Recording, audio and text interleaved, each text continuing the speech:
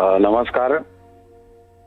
मी स्वतःला अत्यंत भाग्यवान समजतो की मला त्यांचा खूप जवळून सहवास लाभला आणि मी त्यांना देवी म्हणायचो, कारण त्या खरोखरच एखाद्या देवीसारख्या मला भासायच्या. आणि त्यांचा शेवटपर्यंत असलेला उत्साह आणि अत्यंत सचोटीने प्रामाणिकपणे आपल्या कामाला सामोरं जायची पद्धत ही मी कायम माझ्या अंगी बाणवायचा प्रयत्न करतो. आणि ईश्वर त्यांच्या सुंदरशा आत्म्यात सद्गती देवो एवढीच माझी परमेश्वराकडे प्रार्थना आहे. नक्कीच. आशा आई, तुम्हाला परमेश्वराकडून भरपूर आशीर्वाद मिळावेत एवढीच माझी इच्छा. धन्यवाद. राहुलजी, तुम्ही अनेकदा त्यांच्यासोबत काम केलंय, त्यांच्याकडून शिकायचा प्रयत्न तुम्ही केला, तुम्ही म्हटलं. त्यांच्याबद्दलच्या काही आठवणी तुम्ही सांगू शकता का? मला मी त्यांच्याबरोबर कार्यक्रम करीत असे आणि त्याच्या तालमी आणि आमच्या कधी त्यांच्या घरी चालत असत, कधी पंचमदांच्या घरी चालत असत. तर मला नेहमी त्यांचं आश्चर्य वाटायचं की एखादं गाणं त्या ज्या हजारो वेळा म्हणले असतील त्याची ते म्हणायचे, चल आता ह्या गाण्याची प्रॅक्टिस करूया. तर मी त्यांना म्हणायचो, अहो तुम्ही किती वेळा हे गाणं म्हणलं असेल स्टेजवरून, तर परत त्याची प्रॅक्टिसची गरज आहे का तुम्हाला? तर त्या मला म्हणायच्या, कदाचित एखादा प्रेक्षक पहिल्यांदाच ते माझं गाणं लाईव्ह ऐकत असेल, त्याला मी उत्तमच द्यायला पाहिजे. मला वाटतं ही फार फार मोठी शिकवण प्रत्येक कलाकाराला त्यांनी दिलेली. आणि माझं भाग्य आहे की संगीतकार म्हणून त्या माझ्याकडे गाणी गायलेल्या आहेत.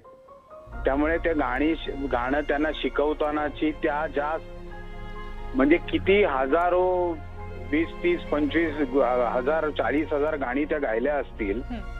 पण एखादं गाणं माझ्याकडनं शिकताना सुद्धा, मी किती छोटा माणूस आहे खरं म्हणजे, किती मोठ्या मोठ्या संगीतकारांबरोबर त्यांनी काम केलं, मी छोटा संगीतकार आहे, पण ते शिकताना सुद्धा इतक्या समरसून त्या शिकायच्या. आणि गाणं डब झाल्यानंतर त्या म्हणायच्या की मला माझं गाणं पूर्ण ऐकायचंय, त्याच्यात काहीही चूक असलेली मला चालणार नाही. आणि त्यामुळे मॉनिटर रूम मध्ये येऊन सगळं गाणं ऐकायच्या. त्याच्यात त्यांनाच एखादा जर शब्द खटकला किंवा त्या मला म्हणाले, तुला काय वाटतंय का ह्याच्यात? तर हे सगळं ना इतकं एखाद्या इतक्या महान कलाकारांनी, दैवी कलाकारांनी इतका साधेपणा स्वतःच्या कलेबाबत ठेवणं आणि इतकं प्रामाणिकपणे स्वतःच्या कलेकडे बघणं, ही खूप मोठी शिकवण मला त्यांच्याकडनं मिळाली.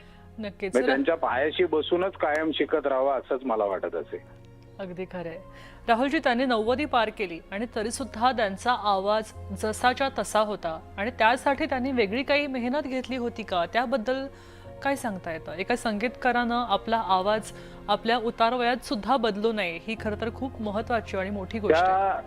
अनेकदा म्हणजे त्यांचा मला सकाळी पहाटेच फोन येतात 6:30, 7ला. हा माझा सूर लागतोय का मला जरा बघायचंय.